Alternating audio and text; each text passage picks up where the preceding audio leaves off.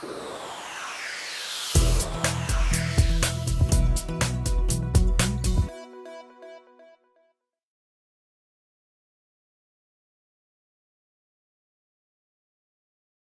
NHS Confederation, in its response to the government's white paper, has spoken of major risks in getting to the point of achieving. What do you mean by that? Well, what's been proposed is probably the biggest change in the NHS in its history. It's been done at a time of shrinking resources and at a time when management costs have been asked to be cut by 45%. So keeping the show on the road, doing a huge organisational change and transitioning to a new system with a quite different way of behaving all at once would be difficult in normal times, but is probably very hard in the current environment. You've spoken of risks and uncertainties. What will happen if they're not sorted? Well, there's a long list of risks and uncertainties, because one of the things about this white paper is just how many bits of the jigsaw there are to try and understand and piece together, and that's certainly causing people some difficulty. One very obvious one is that providers will need to become much more agile and to adjust much more quickly than the current system allows. And in the absence of a banking system, there's very little way that they can do this. So one of the big risks is that they start running up deficits because they can't shed costs as work moves around the system. One of the other risks, I think, is around accountability. There's a long expectation that you can hold the system to account for changes that it makes, for prioritisation decisions that it tries to make, and it's not at all clear how that will work. And I think the public and MPs will be very nervous about a system that seems to have quite a weak accountability. You also spoke this evening about the lack of money and how you're going to make it work without any new money. Yeah, the sort of introduction of regulated markets in other utilities and in rail and telecoms have produced real improvements in what's offered to customers and innovation, but they've generally done it against the background of growing resources. So if you haven't got growing resources, you've got a problem, because new innovations tend to add capacity.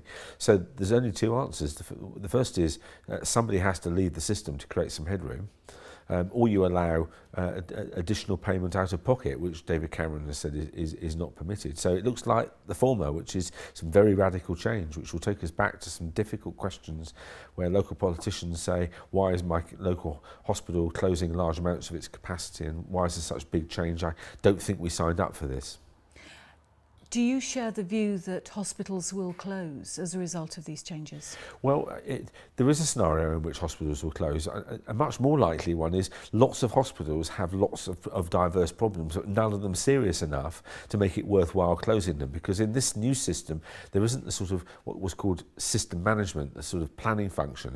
It's really regarded as a regulated market of independent providers and quite atomistic commissioners. So unless they can all come together, both commissioners and providers, to say where do we want to take capacity out, it's quite possible that you just get a suboptimal distribution of everybody having difficulties and problems, but no one taking that big step of saying, well, we're going to exit this bit of the market. Who should be doing that job, in your opinion? Well, it's often presented as a kind of dichotomy between a completely free market and state control. And I think that the actual answer is that providers, together with the GP commissioning groups, will need to come together to look at those systems where the market is not providing the answer or is producing a suboptimal solution, which it will tend to do for highly complex and networked services, and try and work that out, and to do that in a way that doesn't fall foul of the competition regulations. How optimistic do you feel as a result of hearing the opinions of people at the meeting?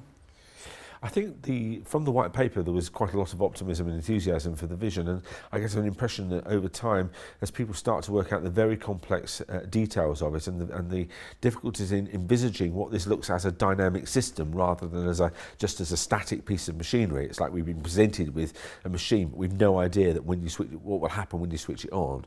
Because people have started to look at this, and they've started to think, this does look very risky, there are some big issues here. I think that people's sort of enthusiasm for the objectives is still there, but there's some concerns that the mechanisms that have been created to deliver those objectives may not be powerful enough, or might even produce perverse effects, for example, in fragmenting services as opposed to integrating them, and rather than getting competition to improve services, getting transactional and adversarial relationships between groups of GPs and hospitals and providers as they battle for diminishing resources. And fragmentation was one of the fears that was spoken about at length tonight.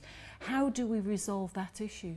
Well, fragmentation is a big hazard, and there are various opportunities for fragmenting the system. I mentioned the opportunities for adversarial contracting, and there's some things we can do with payment mechanisms to incentivise hospitals to do the right thing, which we could do. We need to bring the specialists and the GPs much more close together, and we need to get social care and GP commissioners working very much more closely together. And I would favour, where GP groups are ready, that they should be working very closely, not just on bits of pooled budget, but whole budget responsibility for health and social care for adults in their areas. And can this integration be achieved, in your opinion?